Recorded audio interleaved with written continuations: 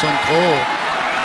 Et on verra tout à l'heure comment ils vont être disposés. Kubo qui se retrouve sur le banc des remplaçants, le joueur du Yoka, et donc le début de ce match entre la Céleste et les Samouraïs.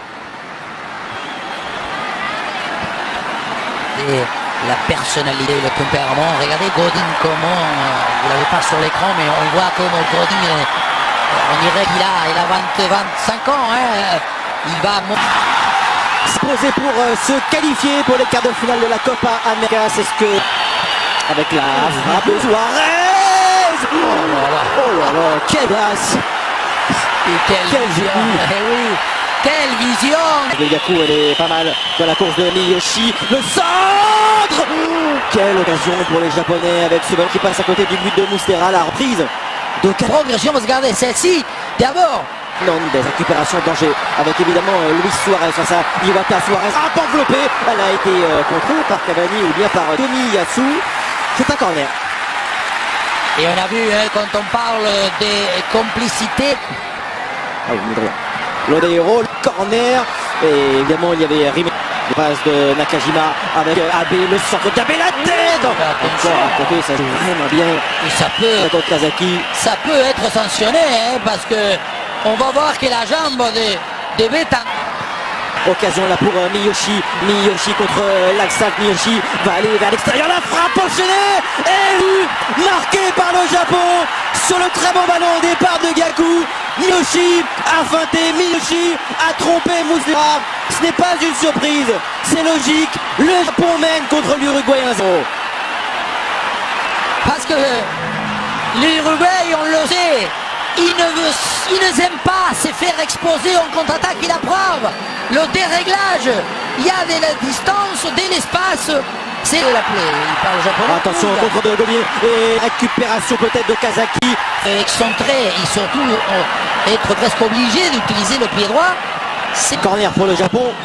Nakajima, ça traîne encore aux alentours de la surface. Là. Et surtout Cavani, un instinct là, et attendez la frappe évidemment. Edinson Cavani, la volée. Touché dans le duel. Et oui, parce que le pied de Naomichi existe. Le pied de Naomichi, il le met. Est-ce qu'il met la semelle et ses coudes? Vidéo. On va aller voir. C'est transformé par Luis Suarez. Contre-pied impeccable. À la demi-heure de jeu passé, bien l'Uruguay revient face au Japon grâce à Luis Suarez. Tranquillement tiré, beaucoup de sérénité, l'embarrassade entre ces trois joueurs, là comment la maîtrise totale absolue du geste, de la frappe, de la condition de la responsabilité des soirées pour égaliser.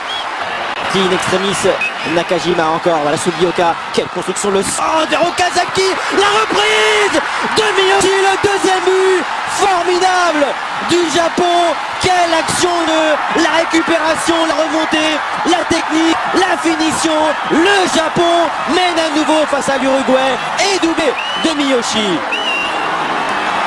Ils vont encore une fois nous déroger ce qu'on appelle la prudence, l'immobilisme, la temporisation. Parce qu'à un moment donné, l'attaque, la contre-attaque, on va voir comment Nakashima. Second pot. La priorité est réelle. Lodeiro pour corner bien frappé. Organisation. La tête de Rines pour l'Uruguay sur une phase arrêtée. Très bon coup de tête décroisé. 2-2 entre l'Uruguay et le Japon.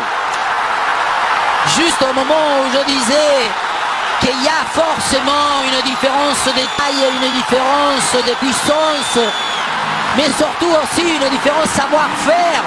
Parce que on a vu Godin au deuxième poteau, et Cavani attaque une... Oh, la reprise parade de Kawashima, Lodeiro, Caceres à côté du but de Kawashima.